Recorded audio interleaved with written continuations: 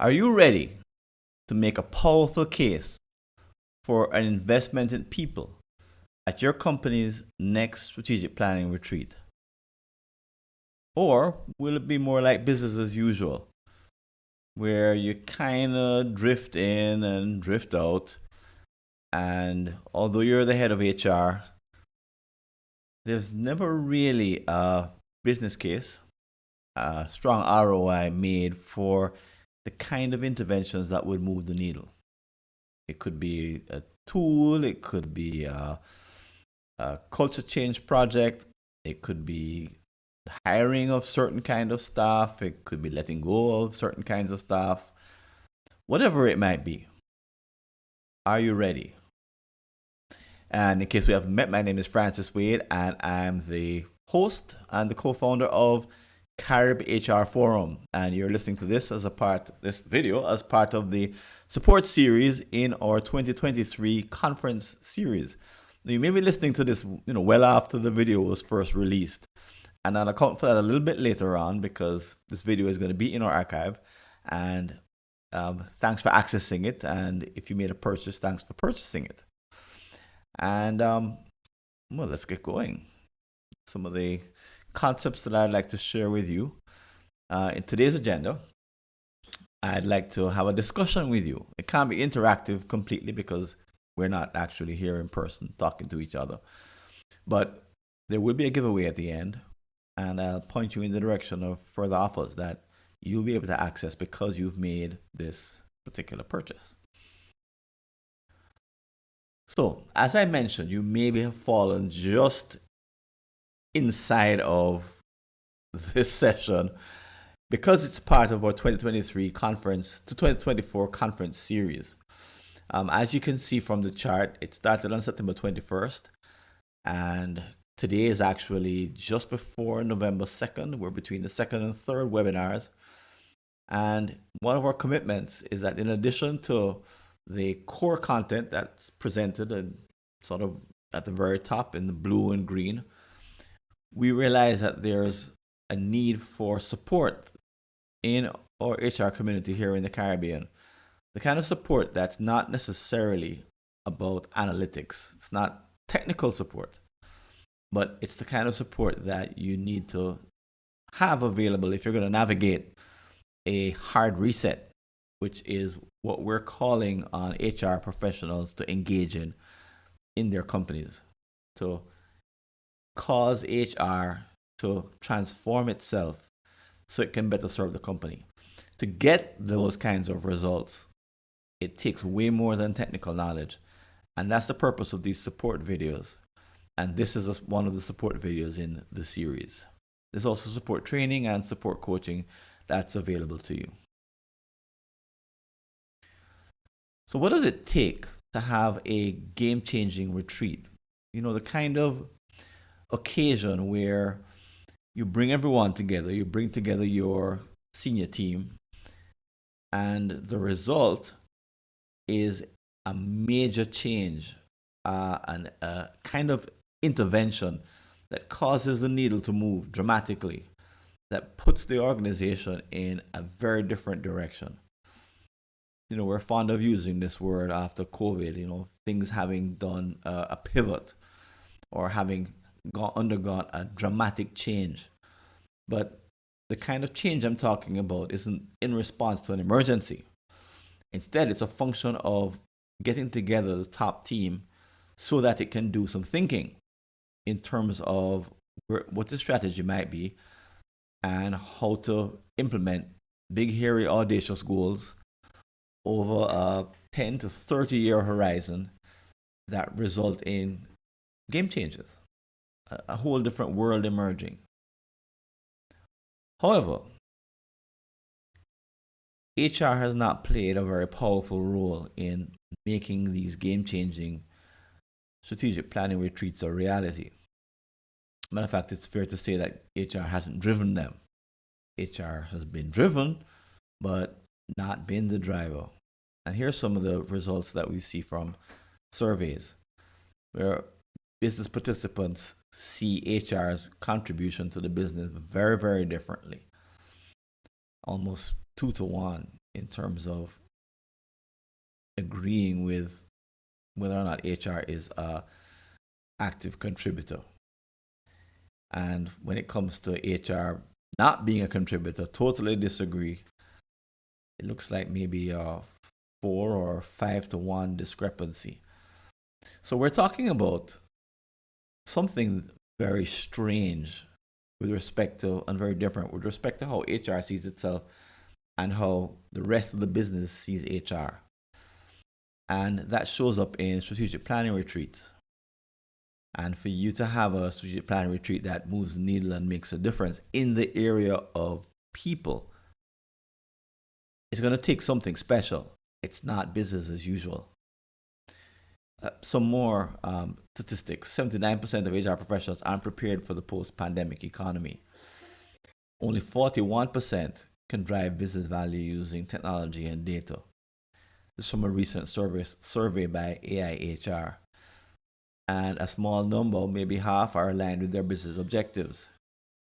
The result is that companies make their strategic plans without properly considering people, without powerfully considering people. No, the thing is, most CEOs have either an operations or a CFO kind of background. So you can guarantee that when they make the strategic plans, they're going to be considering operational kinds of concerns and, of course, financial concerns. But the number here in the Caribbean of CEOs who have an HR background, an authentic HR background, they're actually trained in HR, it can be numbered on one hand. We've been searching for these individuals and I've only found a couple. And that follows a trend worldwide where the number of HR professionals who become CEOs is just frighteningly minuscule. So what it means is that in a strategic planning retreat, the kind of game changing that goes on doesn't really consider people at the heart of it. However, that doesn't prevent CEOs from complaining that HR isn't developing fast enough, that HR isn't growing quickly enough, that HR isn't doing what it needs to do. They're still complaining. And they want HR to be different, although they don't really know how to put that into words. They struggle, CEOs and other C-suiters, to say what they want from HR. Again, they don't have HR backgrounds, so they don't know how to put their concerns into words. They stumble and they falter. And they say things like HR isn't strategic enough. Kind of a catch-all, general kind of sentiment. But what we found as we've interviewed and experienced CEOs working with them is, firstly, that HR doesn't have the people analytics that are required to move the needle and to drive a game-changing strategic planning retreat. And a great part of what this year's conference is all about is putting in place all of these analytics that could make the difference. The second is that HR units aren't ready. And this is our departments aren't ready, individuals aren't ready. If there's just an HR manager, some companies don't even have an HR manager. So HR is just sort of left to fall between the cracks. The overall story is that HR units aren't ready to drive these game-changing retreats. Why? Because HR lacks the analytic, let's call it a language, to make these retreats make that kind of difference. In other words, HR doesn't speak the language of the C-suite consistently and powerfully enough to get the kind of respect that's needed to move the needle. So when you're in a retreat, and I'll share some of our background and our experience working with retreats, strategic planning retreats, other departments come prepared in a particular way, and HR doesn't. So guess where the funding goes, and guess where the ROI is. Sort of, the company decides to get its ROI from operations, from marketing, from sales, from financial function, from everywhere except HR, which tends to be the laggard. So who we'd like to help today, and if you're listening to this video, my hope is that you're not only an HR professional. I'm hoping that there are some members of the C-suite outside of HR where you're interested in leveraging your people, and you know you need analytics to do so. And by hook or by crook, you're going to have the people analytics that you need in order to move the needle in that direction. The truth is, everything in a strategy requires people. There's without exception. So someone's has to execute. That person has to be hired, trained, promoted, managed, performance reviewed. Skills need to be added. They need to be given certain experiences. All of that needs to happen during an employee life cycle in order for that person to make a difference with any strategy that's under execution or being implemented. That's the first hope that I have, is that we have members of the C-suite listening. Second is that you head up a department, an HR department, and you're here believing that there's much more that your HR department could do in this area of people analytics and speaking the language of the C-suite. And the third is that you're here for your personal progress, that you want to move the needle using your individual impact, because most of what I'll talk about in this particular presentation is around your personal impact. So if I had you in front of me, I'd ask you, does cascading the strategy down to HR work? And you can probably tell by the way I'm asking the question with a slightly sarcastic tone that it doesn't work. Well, let's pause for a moment and let me ask you, well, why not? It seems like it should make sense. Somebody on high determines the strategy, and then they kind of pass it down to HR, and HR's job is to implement it.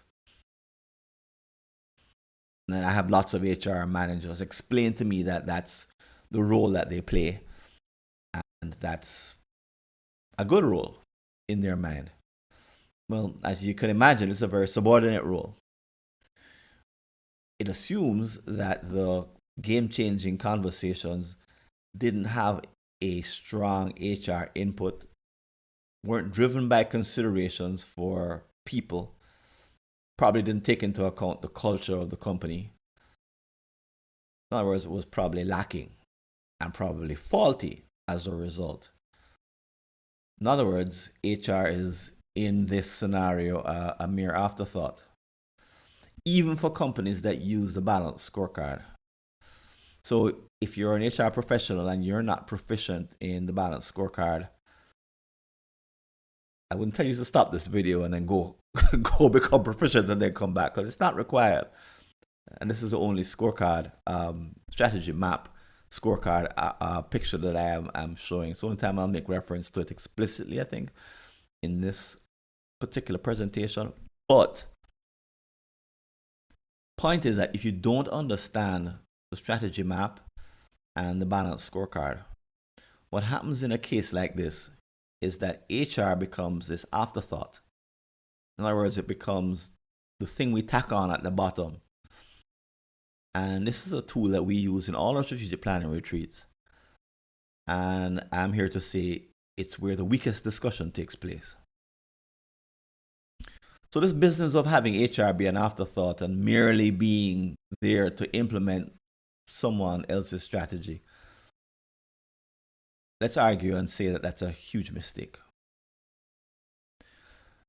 Consequently, what many companies are doing when they realize that they can't rely on HR for the kind of leadership that's required is that they go hire a non-HR person to go head up HR. Why? Well, HR, it's easy, right? Anybody can do it. That sentiment is growing. It's disturbing. And there are more and more professionals, C-suiters that we're relating to, who don't have any HR background, and instead they come from, you name it, IT, operations, marketing.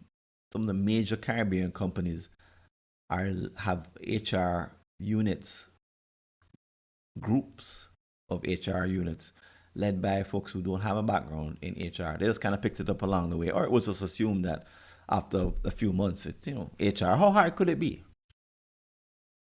And that's the level to which the profession has been devalued, deprecated, and is not taken seriously.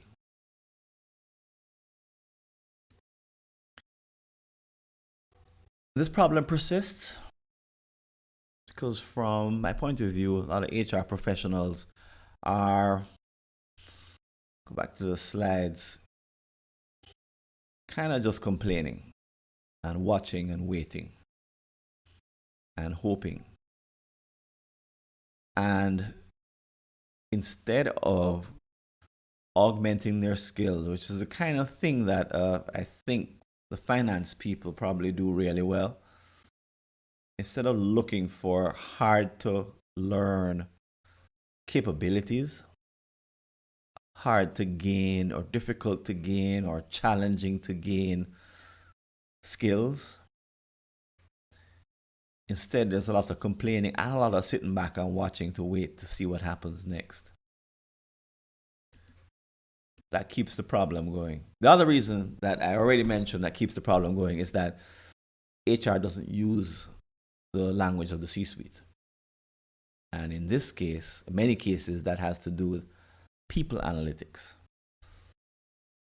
If you have people analytics, you can develop dashboards. If you have dashboards, you can communicate to any member of the C-suite because that's what they're used to comprehending and understanding the business through. Instead, many HR professionals arrive with anecdotes and gut feelings. And as they speak to non-HR professionals, the eyes glaze over. It's almost as if HR arrives at the top speaking a very different language, almost like you're an immigrant at Ellis Island or to a foreign country, and you're walking in and you don't speak the language at all. And, weird things happen when you come off a boat from India, for example, and nobody there speaks your language, and they ask you your name, and they go to write the name down, and they write down the wrong name. Weird things happen, Trinidad, Guyana, any country, Jamaica, any country in our region, and has had immigrants come in who don't speak the language. And there's a huge struggle at the point of entry. Well, my friends, that struggle takes place in the executive suite, in strategic planning retreats. And I think this problem is worth tackling today because there's a lot that you can do if you're an HR professional, if you head up an HR unit, or if you're a C-suiter. There's a heck of a lot you can do to develop the skills that are needed to become fluent in people analytics. We have an urgency that comes because the pandemic is now over. Been over for more than a year. As I mentioned, there's a whole new different kind of world that's emerging, especially as HR goes to do business with the C-suite. And my encouragement for you, if you're an HR professional, is that you move out of that wait and see mode and that you take on being assertive, and that you sort of prepare yourself for a world that's already emerging, that's already evolving, and one that's going to leave HR professionals who have been trained and who are thinking in traditional ways behind. I like to say all these things, and who are we? So Dale Pilgrim Wade and I are the co-hosts of CaribHRForum. But when we're not hosting CaribHRForum, which has been around for 20 years now, since 2003, we actually, as professionals, lead strategic planning retreats. We're currently undertaking a study of 50 of our most prominent prior retreats from 2002. The thing that we've really focused on is long-term strategic planning. And we've held the HR Analytics Conference, which you may already know about, in 2022, and these were the speakers that we had. In 2023, we had the Sustainable Strategy Conference. We also had the, actually, let me go back to that so I make sure I'm saying. So the Analytics Conference was in 2022. And we also had a strategy conference here in the Caribbean. And then we had a sustainable strategy conference in 2023. So we've been at this for a while. But what have we found? And why do I say the things that I'm saying with just sort of so much chutzpah? Well, we've walked into tens of retreats and had an opportunity to compare presentations made by HR, finance, operations, marketing, and so forth. Because every retreat that we've been in, we've insisted that HR have a presence. And probably 90% of them would have an HR professional there. So what's changed since the 90s and the 2000s is that HR has a seat at the table in all the retreats that we've worked on. However, that's where the change has sort of stopped. What we've noticed is what I have mentioned so far, which is that HR just simply speaks a different language. And in that different language does not connect with other C-suiters. And we see it in the body language. C-suiters, HR gets up to present, and all of a sudden everybody has to check their email, so they're on their phones, right? They're sort of, yeah, no, I'm listening. No, go ahead. Yeah, mm-hmm. And they're pretending to listen, or they go out and this is the time to, go check email or meet with someone. All the emergencies happen then, because the HR presentation is seen as one that's not going to be very consequential, very after the fact, as I mentioned. And we've seen this behavior over and over again. And frankly, it's warranted, because only once or twice in all of our experience have we seen an HR presentation that really was impactful. In other words, was based on the language of the C-suite and had analytics, people analytics at its core. And that's, I don't want to exaggerate and make it sound like I'm being sort of hyperbolic, but this is just the reality that we've seen. So, we've undergone a transformation of our own over the years. We didn't arrive at this point where we led strategic planning retreats. And honestly, this is something that we've come to sort of more recently. And while it's given us the insights that sort of drive the whole creation of the People Analytics Conference that we're having this year at CaribHRForum 2023, we don't come from there. We actually come from sort of a very different place. And I struggled to pull up a graphic that we used to use back in our early days. So Framework Consulting, our company, was founded in 1993 and only did cultural transformation work up until 2003 or 4. And this is this was our brochure at the time.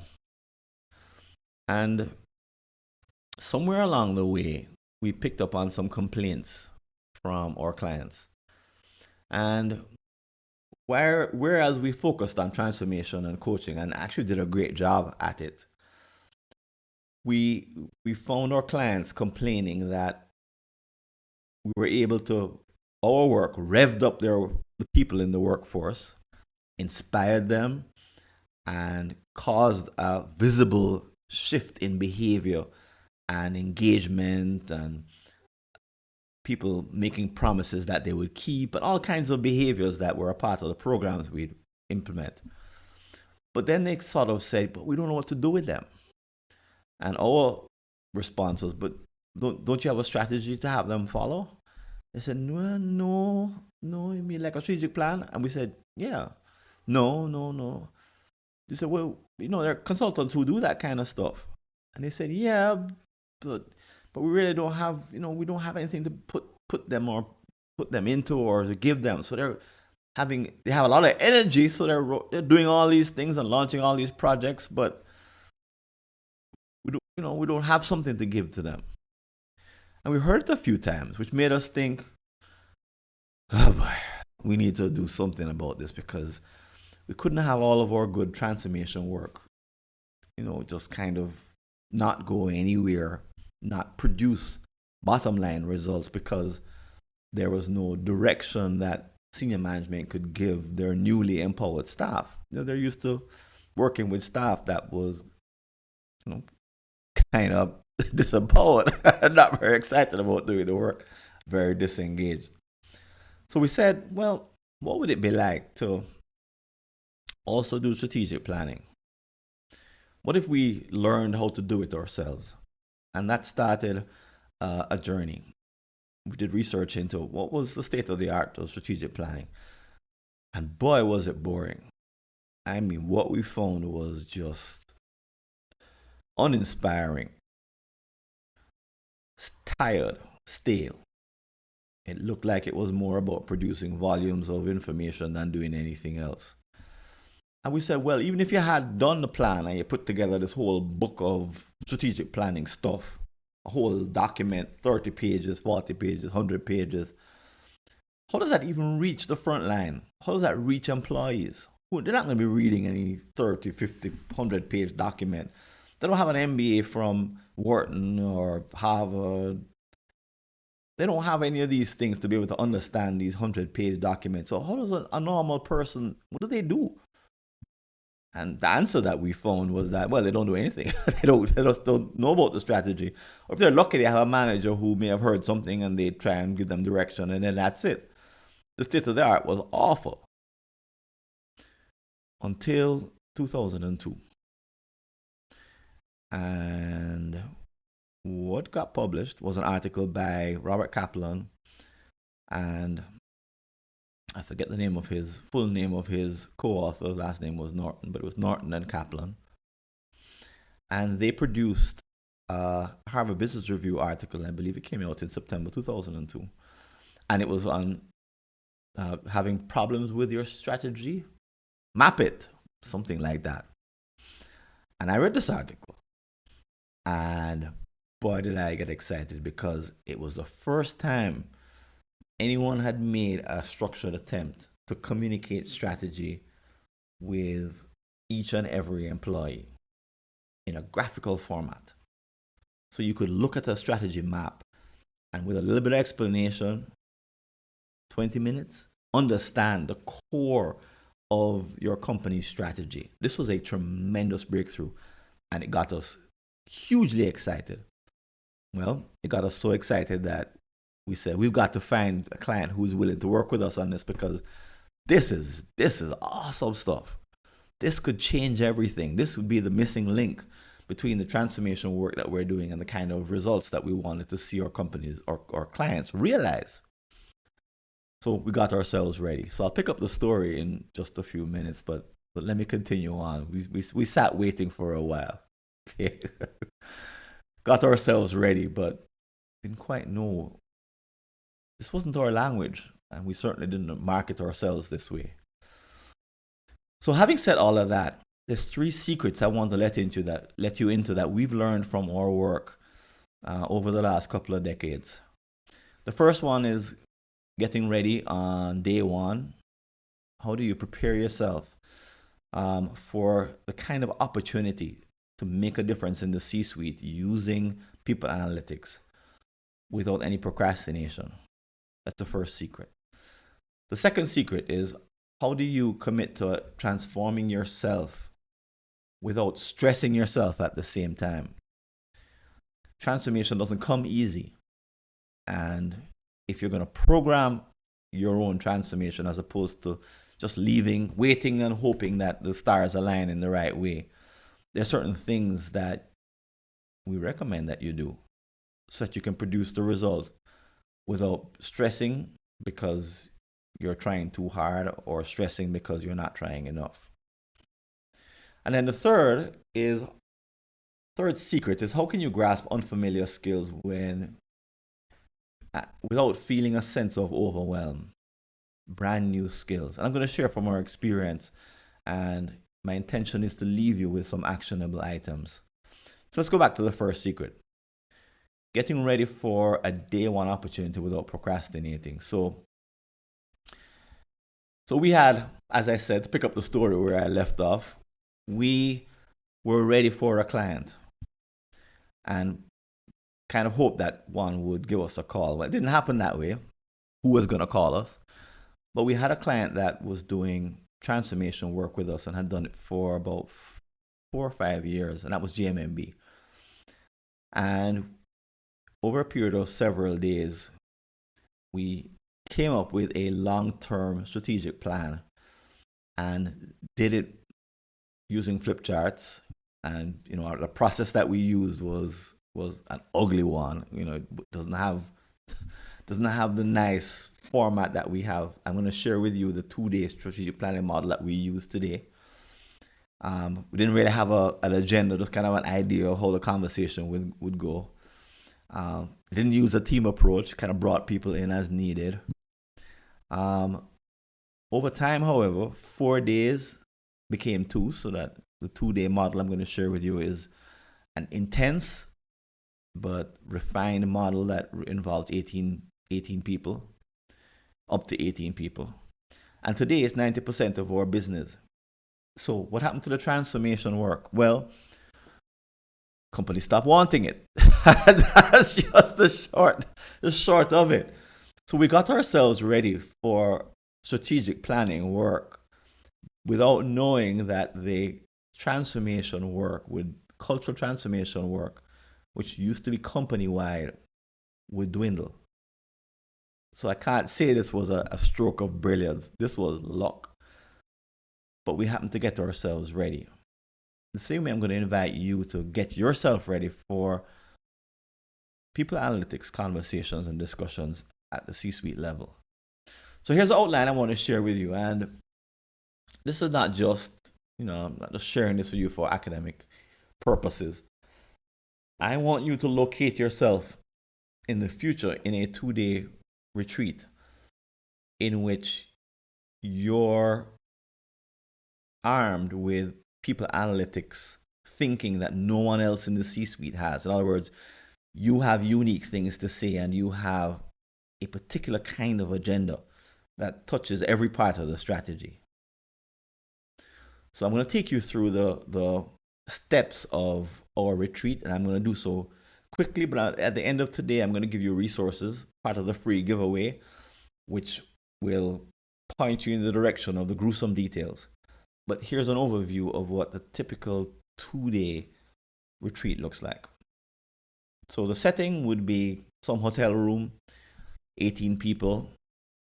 We have an administrative assistant or an individual who is printing information as fast as we can create it on a PowerPoint screen.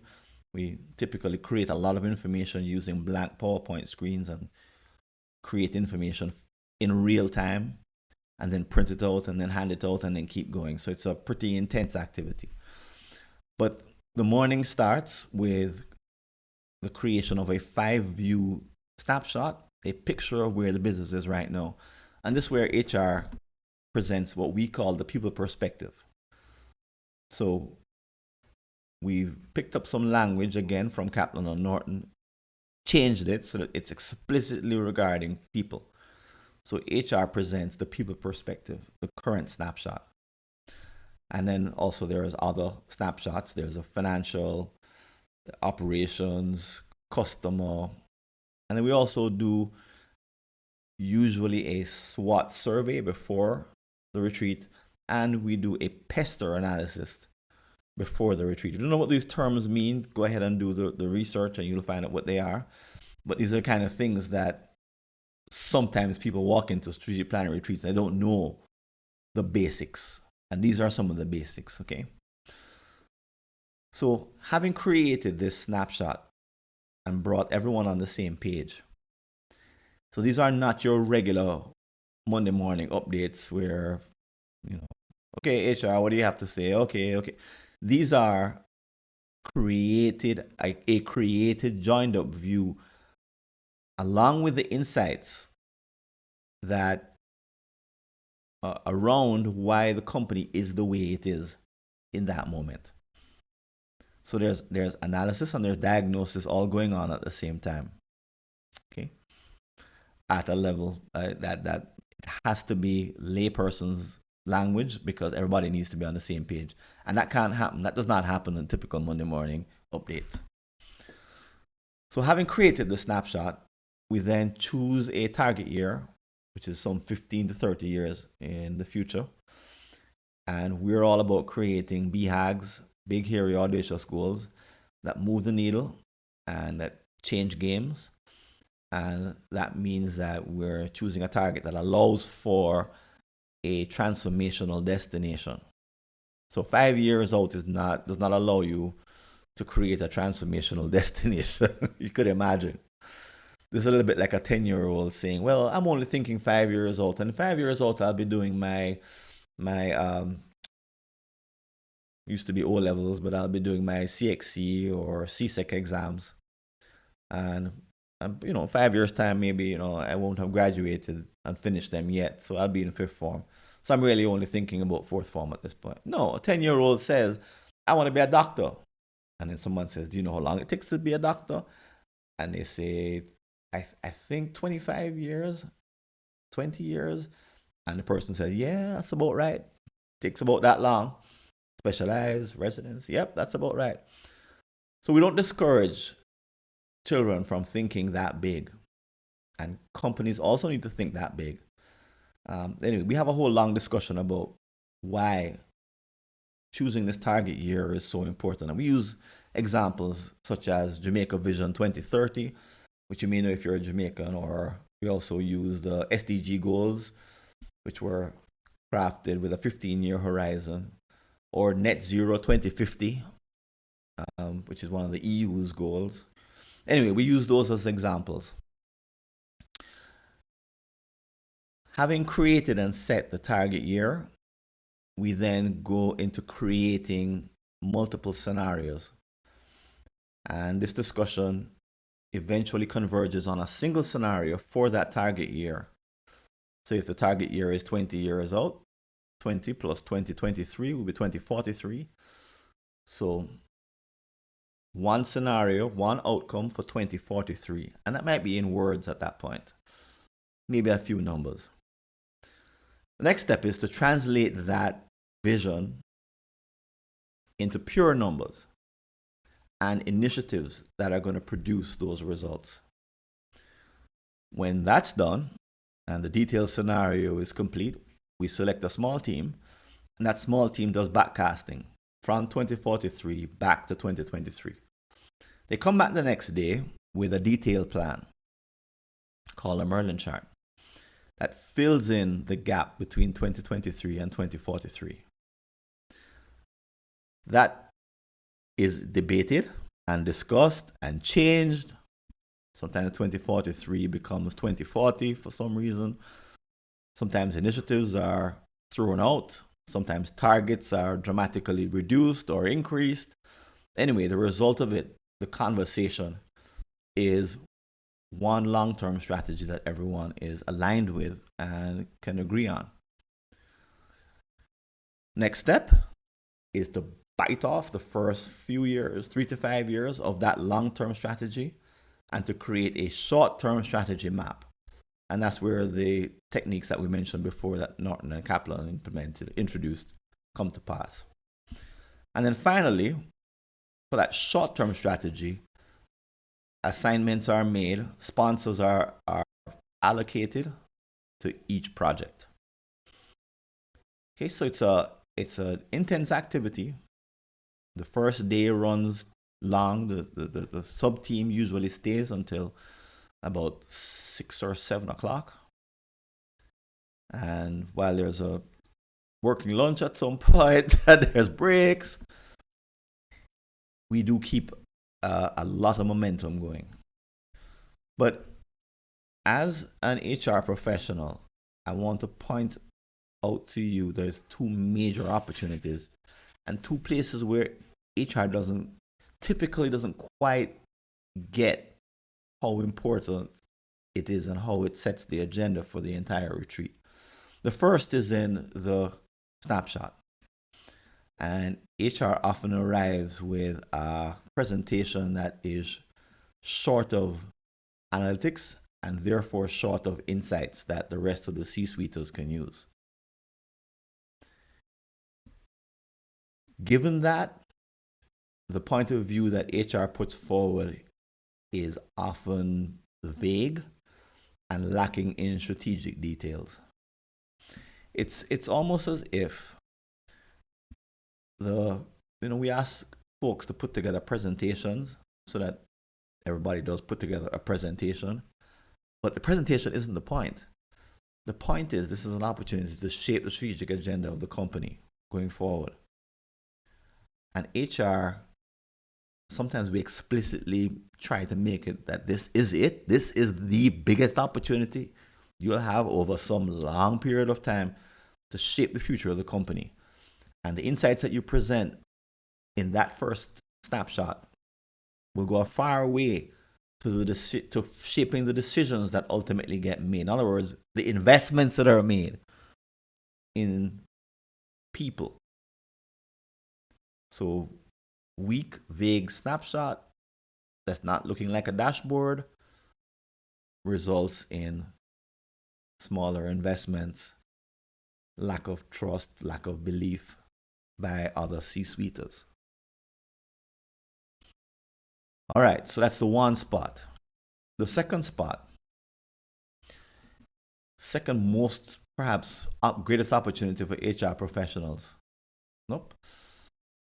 And here I actually blew that out, what I just said. In terms of that first spot, HR's narrative needs to be based in data, as you could imagine, but it's an amazing opportunity to weave together the history of the company with respect to people, but it has to be done using people analytics. Okay. So the other opportunity is when the scenarios are generated. Rarely have we ever encountered an HR professional in the meeting who comes with a scenario already created. Matter of fact, HR usually spends most of the time in retreats very quiet. They may have talked to us at length before the retreat, but in the moment, we have to be the ones saying, HR, what you have to say about this? HR, didn't you tell us about this? HR, and sort of pushing HR to engage. For the most part, HR is pretty quiet. So to present a scenario at this point, HR needs to have done probably quite a bit of homework. And if the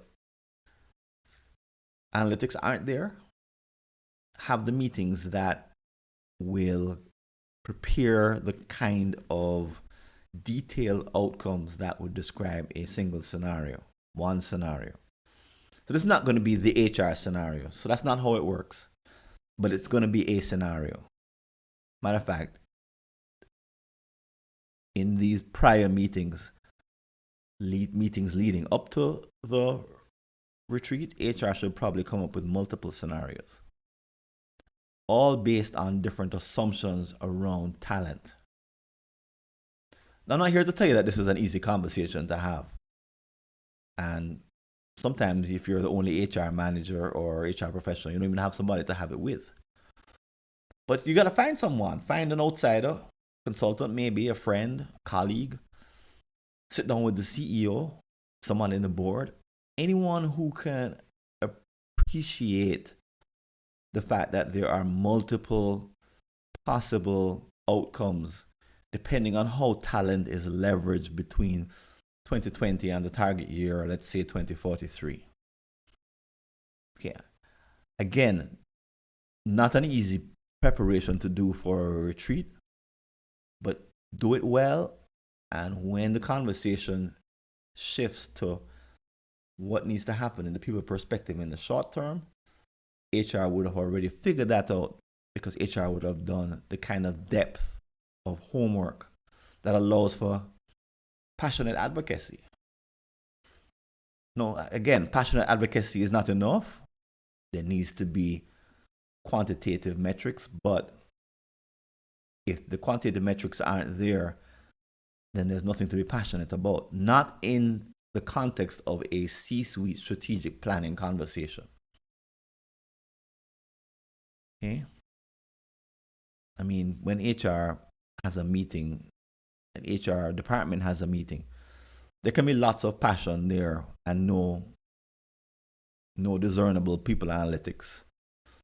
It could be just opinions and feelings and gut feelings and ad hoc kind of observations, and that might be okay for an HR department meeting. But once you leave that meeting, walk down the hall and enter the strategic planning retreat, it's like that picture that I painted of you of walking through immigration into a country in which you don't speak the language. And you've now either got to learn it really quick or practice it beforehand, but now you've got to think and speak differently.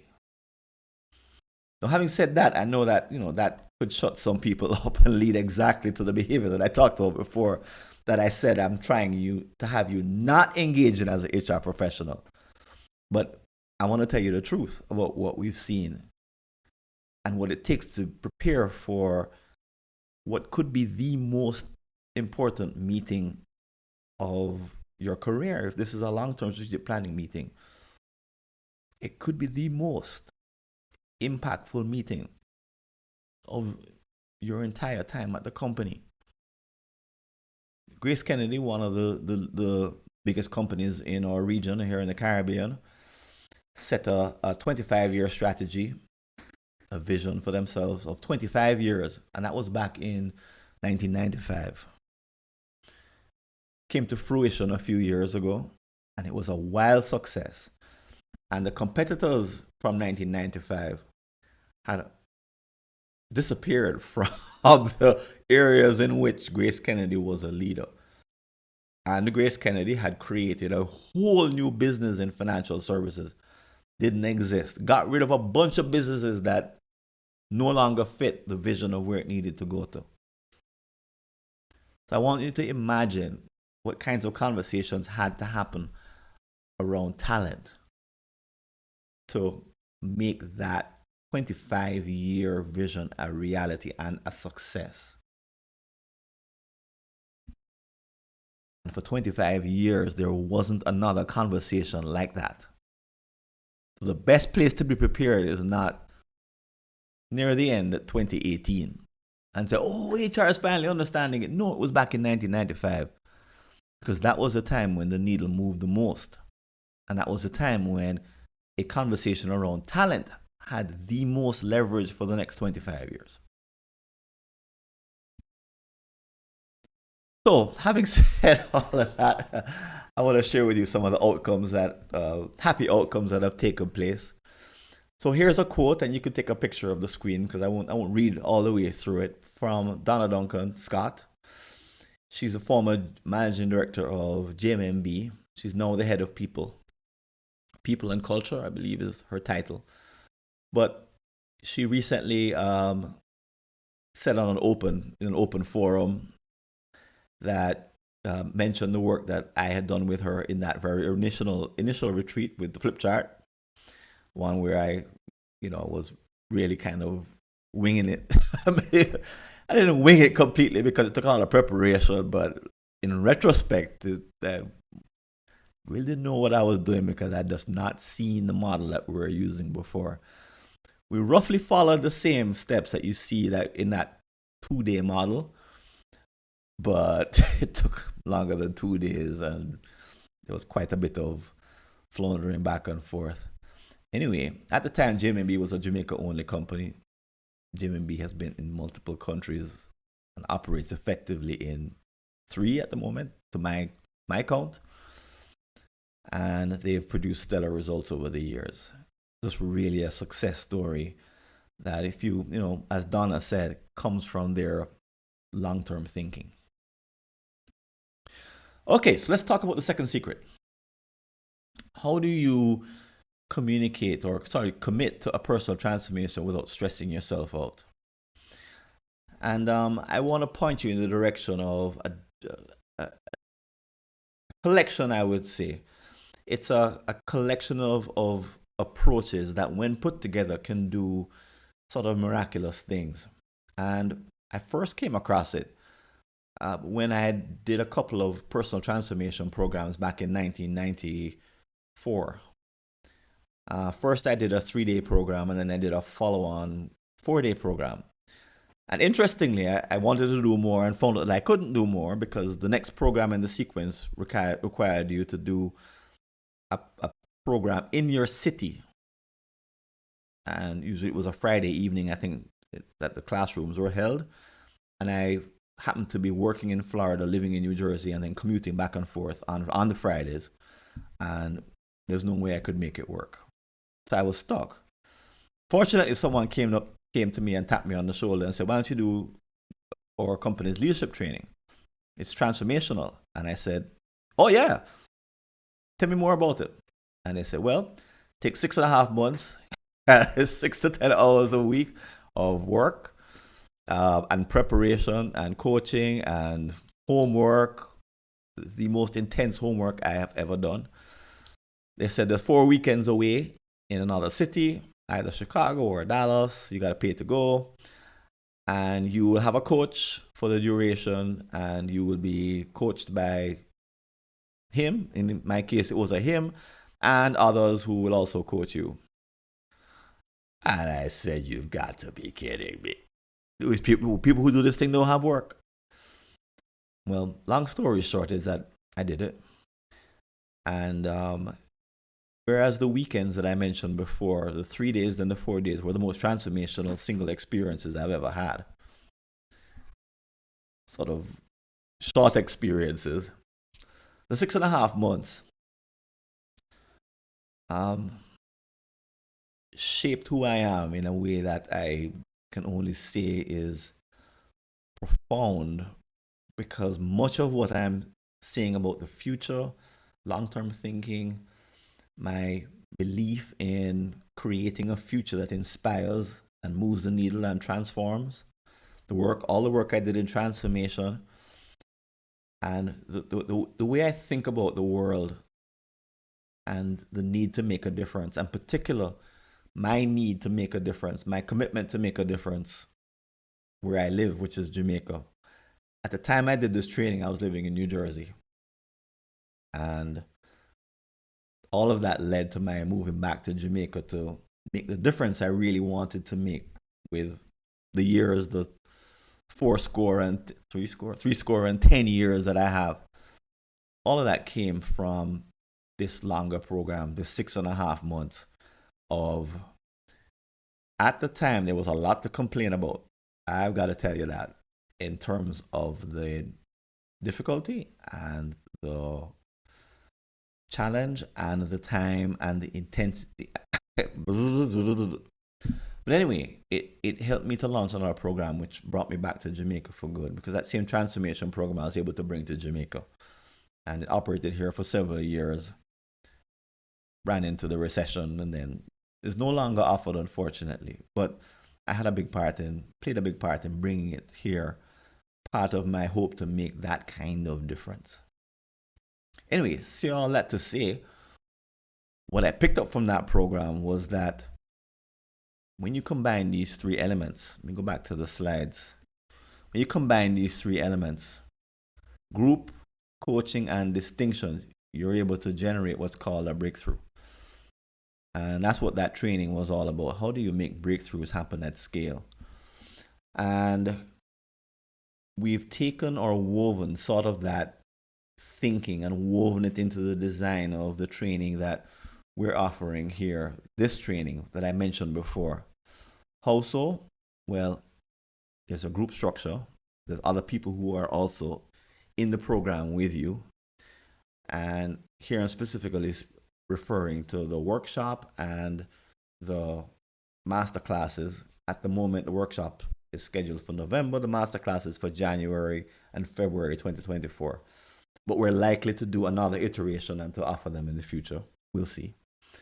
But doing them with other people and meeting with other people who are also going through the experience with you is one element.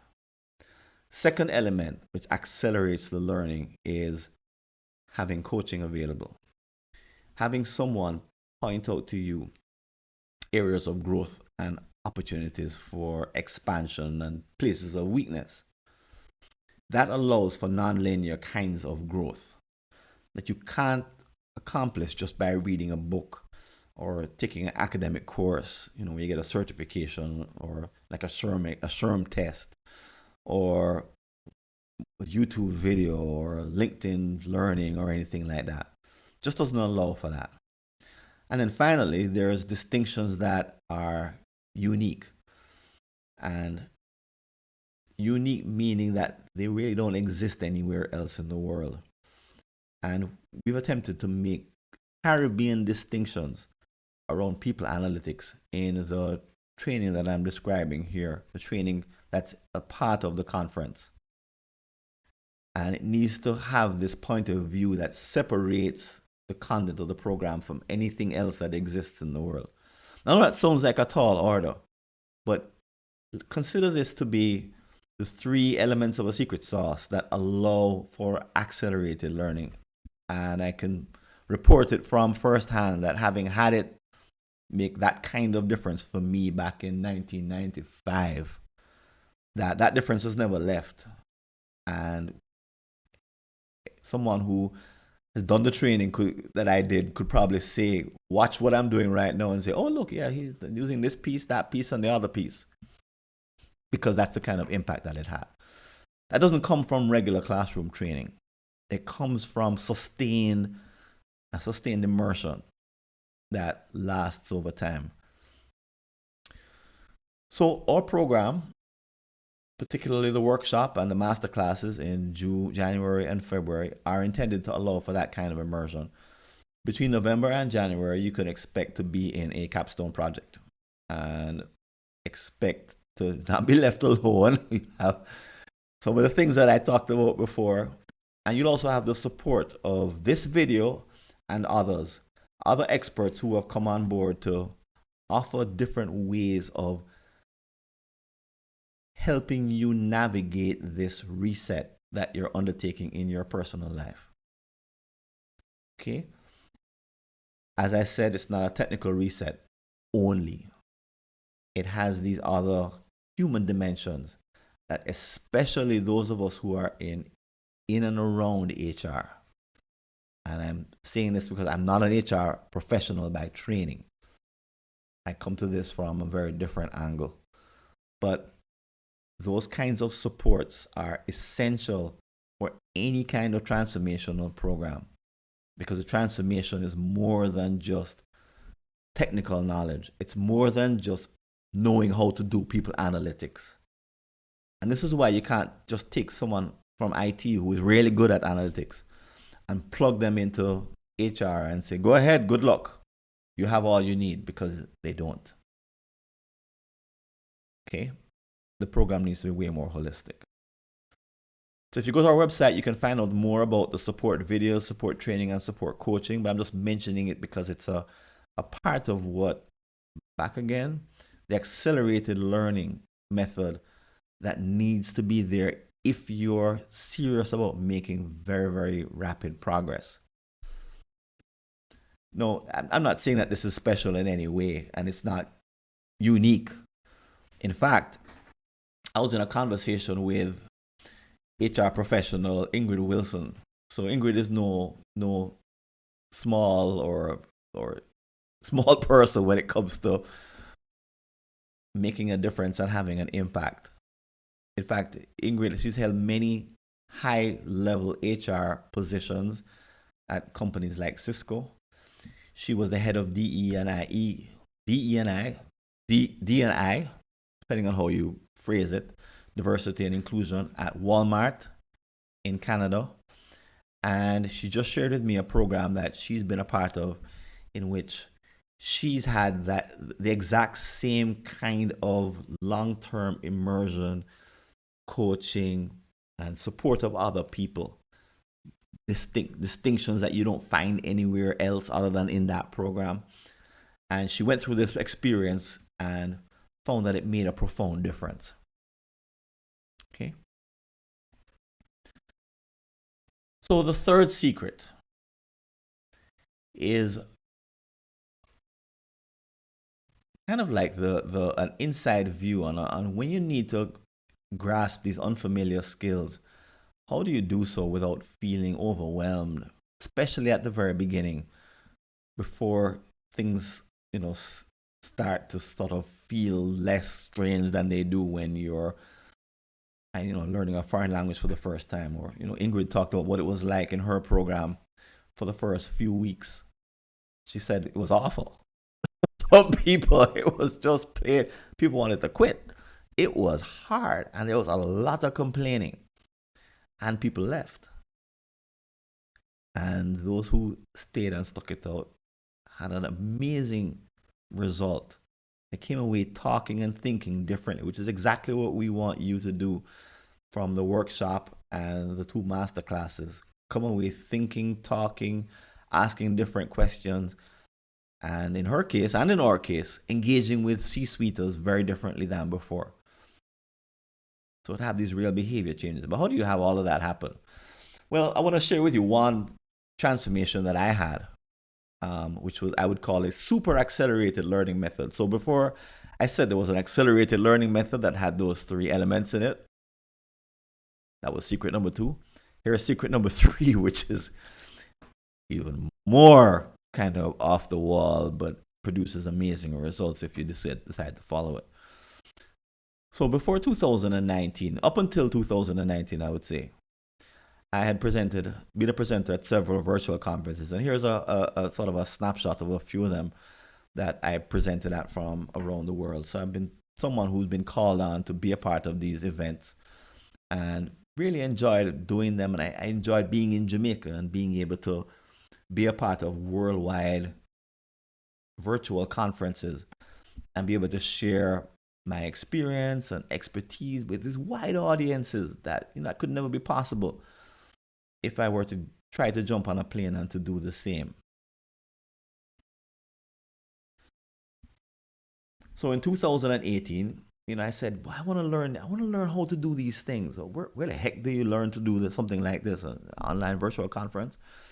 Well, fortunately, in 2018, someone said, hey, why don't you join our team? But that didn't go anywhere because the idea, the commitment that they had got shifted instead to October 2019. So I had to wait a year. And I was really sort of itching because I wanted to see, what is this thing? How hard is it? Could I possibly bring one of these things off? What does it take behind the scenes? So I was invited to join the team as a presenter and a volunteer. And that was in October 2019. Well, I learned a few things. I learned enough to offer March 5th to 7th, 2020, the Time Blocking Virtual Summit. So time blocking is a personal productivity technique that sort of belongs to the genre of time management thinking. And I had the pleasure of hosting in that conference, and we had tens of speakers, hundreds of participants, and it was, climbing a learning curve because it was the first time I was doing one of these things as the originator. Now, I had a team behind me that, thank goodness, helped me from stumbling, including my partner, Dale Pilgrim Wade, my wife and colleague. But interestingly, a week after that summit, there was an announcement, and the announcement came when I was at the doctor. I remember being at the doctor talking to her about some fluid in my ear kind of situation. But anyway, she said, oh, the announcement came. I said, what's that? COVID is now in Jamaica, and we're announcing a lockdown. And I said, what? She said, it'll be for a few months, probably. but we're gonna, you can't leave all the things that we remember from COVID. So this was March 2019, the week after the conference. Well, what can I tell you? This conference that you are in, if you're listening to this video, is our 10th. And we've had hundreds of speakers, thousands of participants. A few dollars have passed through, passed or been paid to support what we're doing, paid some bills. But we're really happy with what has happened over 10 conferences. So at the beginning, it seemed like it was an impossible thing to learn and a mystery as to how to do it.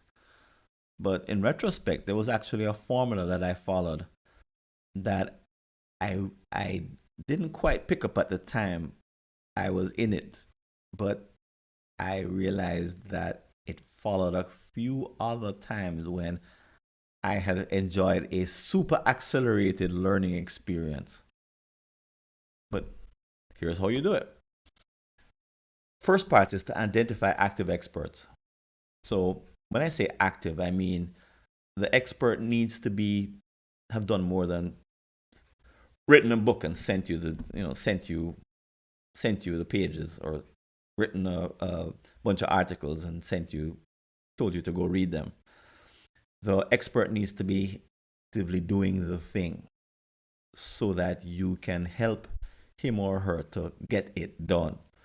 So for the 2 days of that conference, that first conference in 2019 that I was in, I was part of getting it done before, during, and after. And sure, as you can imagine, it was an eye-opener.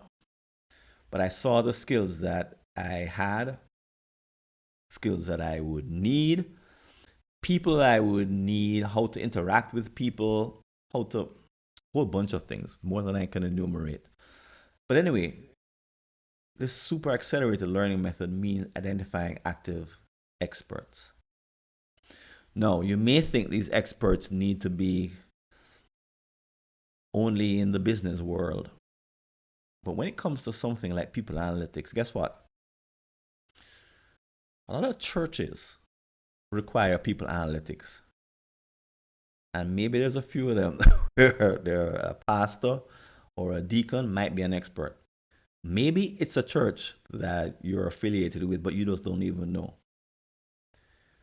Maybe that expert is as close as a church, neighborhood group or club, service club, like a Kiwanis or Rotary.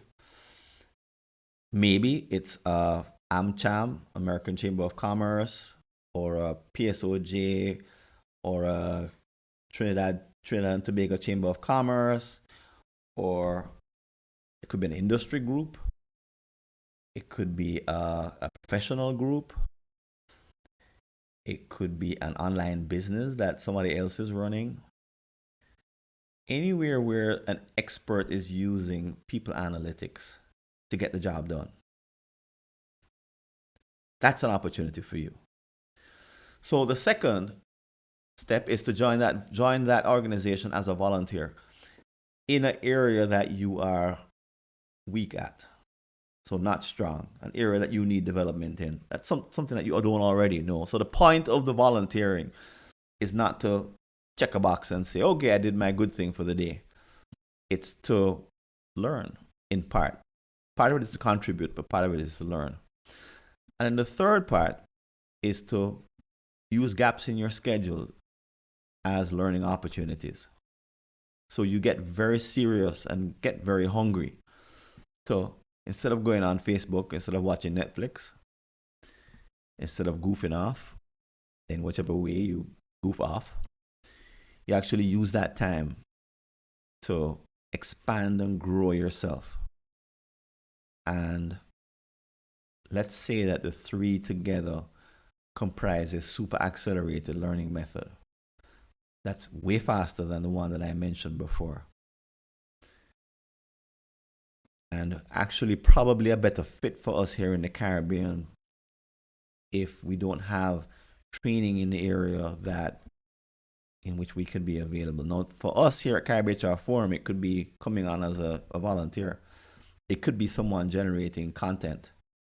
It could be someone who knows all the experts in the region and makes sure that somehow you're the one who speaks to all the experts and they get to know you and you learn from them as they develop their content for something like the CaribHRForum virtual conference, as an example.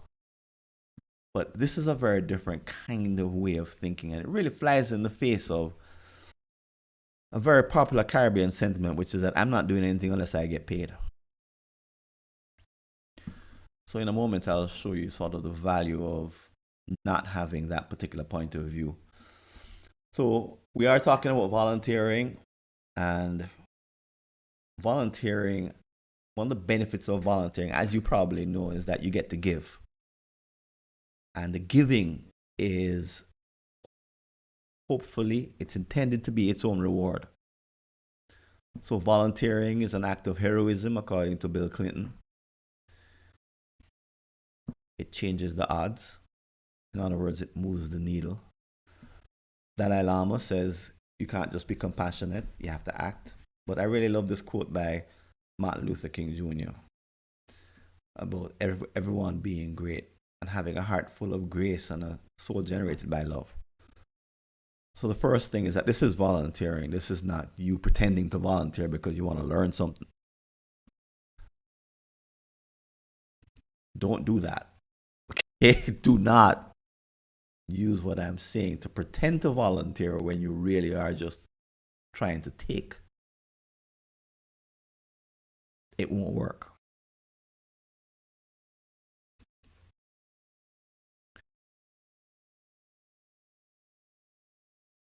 I want to share with you kind of what's required, or in my case, when I've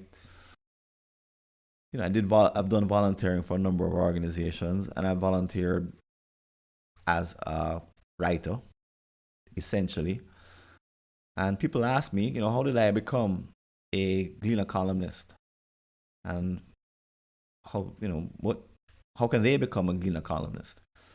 So I take them all the way back to 1991, where I attended a course on management consultants, and they said that there's two kinds of consultants. Those who produce, we didn't have the word content at the time, but they said essentially those who speak to audiences that are large with their ideas, and those who don't. Those who rely more on cold calls and direct approaches. And they said that the two groups earn two different kinds of money. And they showed us this graph. This is 1991. So I saw this and I said, oh, you mean I need to write for the Gleaner? No, I'm living in New Jersey at this point. I'm taking this course in New York City, in Manhattan. And all I could think about was, I need to be writing for the Gleaner, because my intention was to return to Jamaica at that point. So 1991 became 2005, and Chronicles from a Caribbean Cubicle was born. It started off as a blog. Nowadays, it's also a podcast. And this was me writing the blog for free. So when people tell me, where do I start to become a Gleaner columnist? Well, I said, well, I wrote my own blog for 5 years before I even noticed anybody was reading it. That's a little bit of an exaggeration, but they look at me as if to say 5 years, because there's no exaggeration in that. And I see their eyes glaze over, and they sometimes say, well, I'm not doing anything like that unless I'm being paid. And okay. So what happened in 2010 was that a friend of mine who read my blog referred me to someone in the Gleaner. They contacted me and asked me to write for the career section for free, which I did. And they were happy to have me write on an ad hoc basis. And truth be told, ad hoc became sort of less than periodic. We had no agreement with respect to how often I would write. Just whenever I had the feeling. I got busy and didn't have the feeling all that often, and didn't write, sort of dwindled off a bit. And then the Gleaner called me back in 2011 and said, essentially, based on what I had been writing for the career section, and based on the blogging that I had been doing from 2005, they wanted to make me a job offer. So I worked part-time for the Gleaner. I also wrote on contract for the Trinidad Newsday newspaper, and both of these were paid. So people ask me, once again, how do I write for the Gleaner? Because they see themselves as a paid columnist. And I say, oh, simple. Maybe you can do what I did. Write for 5 years in obscurity, and maybe somebody might notice you, but chances are we Caribbean people, we don't give a whole lot of feedback. Things like this. Probably not. And they look at me as if I'm crazy and they say, oh, heck, no way. So I've been writing for about 12 years now on a paid basis. 12 years. 11, 12. Yeah, 12 years. I thought I had a 10-year anniversary last year, but I guess my computations were incorrect. But anyway, it's been 12 years. I've not missed a deadline yet. Happy to say. Hundreds of articles later on a bi-weekly basis.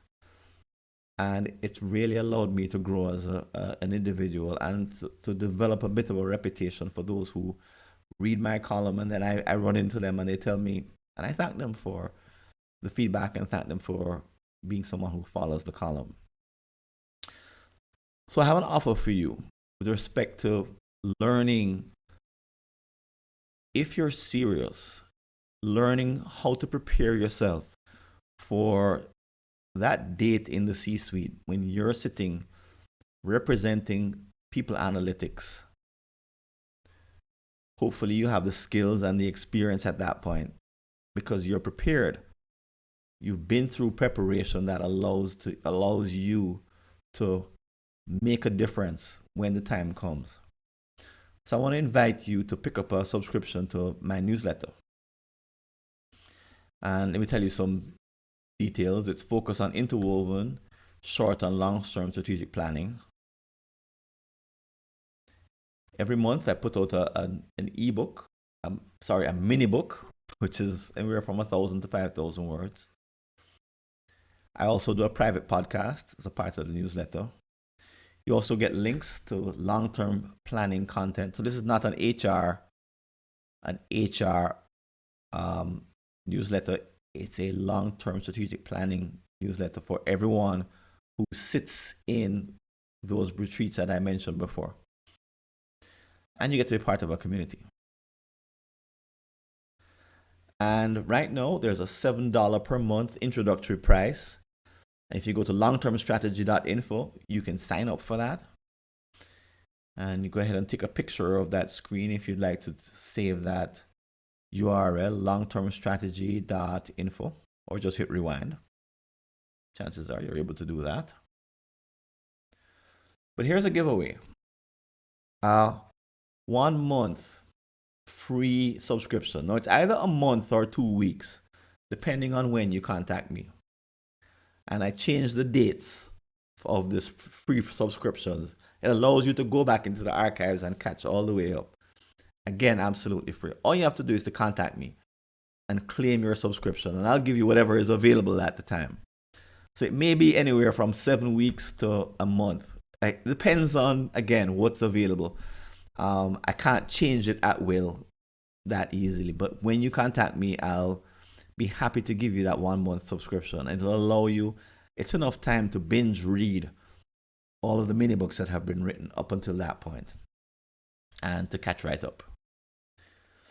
And if you do so, it'll be excellent preparation for the time when you show up in the C-suite, sit in that chair, represent HR, and have people analytics at your fingertips and be prepared to move the needle, make a difference. So once again, to reiterate, I also want to invite you, if you've not signed up for the workshop, the master classes, to do so. And Check out the other support videos, training, and coaching. They're available wherever we are in the cycle. At some point in the future, we may have replays for the workshop and the master classes. We'll see. But whatever is available now, I invite you to check it out. There's probably some kind of discount running, maybe.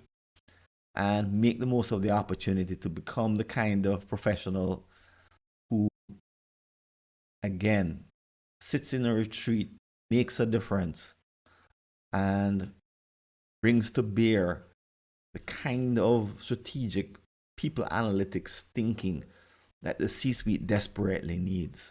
I tell you, there's lots of CEOs who pretend to have this knowledge and don't. And they make colossal errors as a result. Some of them are requiring their staff to come back to the office after COVID and come back to the office 5 days a week and not work remotely. And they're not using analytics to make these decisions. They're using some combination of gut feeling and, if I can't see people, I can't manage them. A lot of managers are going along that kind of reasoning. They're going along for the ride because they want to keep their eye on people.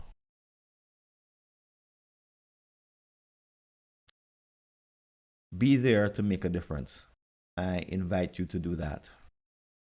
And thanks so much. This is Francis Wade. I'm signing out and hope to see you in accessing some of the other available training videos, masterclasses, and workshop that we have coming up.